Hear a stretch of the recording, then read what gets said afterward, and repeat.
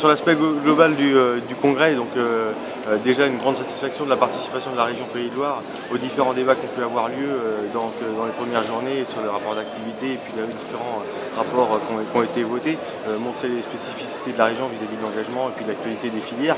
On a été très constructifs et on a apporté beaucoup de fonds à notre contribution et peut-être qu'on peut l'imaginer au quotidien dans la région, mais dans le cadre du travail national. Donc là-dessus, je pense qu'il faut qu'on remercie les participants de la région. On remercie aussi les gens qui nous ont accueillis parce que c'est dans un cadre de travail comme ça qu'on peut aussi sortir des éléments intéressants. Donc là-dessus, je pense qu'on a réussi au niveau des Pays de Loire à faire des choses intéressantes et puis à partager, et ça c'est une vraie richesse du congrès, à partager, à s'enrichir d'expériences différentes avec les autres régions qui nous entourent. Sur le deuxième temps, on a pu discuter d'un rapport d'orientation sur la coopération, redire les fondamentaux de la coopération, pourquoi il est important de s'engager dans les projets coopératifs pour les jeunes agriculteurs, mais pour tous les agriculteurs de façon globale.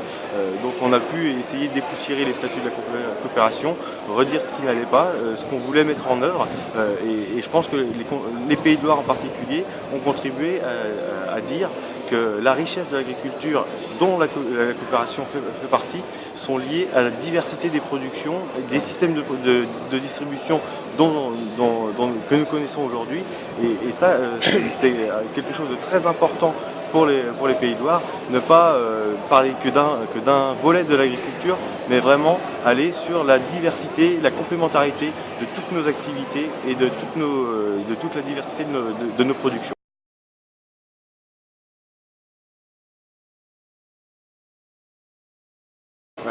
Si on regarde le rapport d'orientation tel qu'il a été voté hier, je pense qu'au niveau régional, mais dans les autres régions, ça peut être similaire. Ça nous pousse, nous, jeunes agriculteurs, à nous intéresser au fonctionnement des coopératives.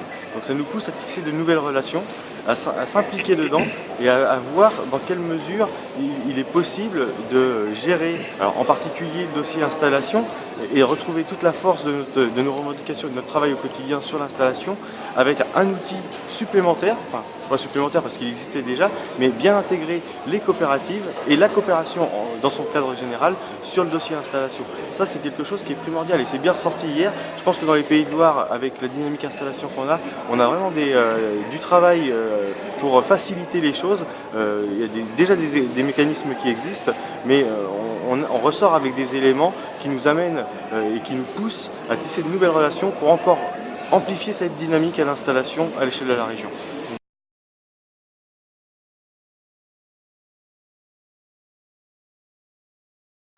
Sur la table ronde, alors c'est un sujet qui a été traité de façon particulière lors de la table ronde sur la distribuer et consommer autrement, mais on en a parlé aussi lors des 2 jours précédents. Et une seule conclusion, hein, c'est richesse égale diversité de l'agriculture sur tous les territoires. Ne pas s'amuser à cloisonner nos systèmes de production, travailler dans la complémentarité de nos activités pour pouvoir continuer à installer demain et à créer de la valeur ajoutée.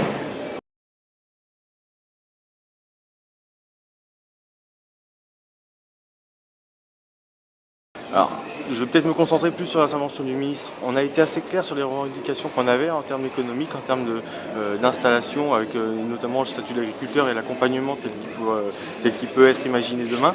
Ce que j'ai bien entendu dans le discours du ministre, c'est que l'accompagnement tel qu'il existe, il est bénéfique, il est efficace. Les réflexions sur le statut d'agriculteur ne sont pas forcément satisfaisantes telles qu'il peut nous les proposer aujourd'hui.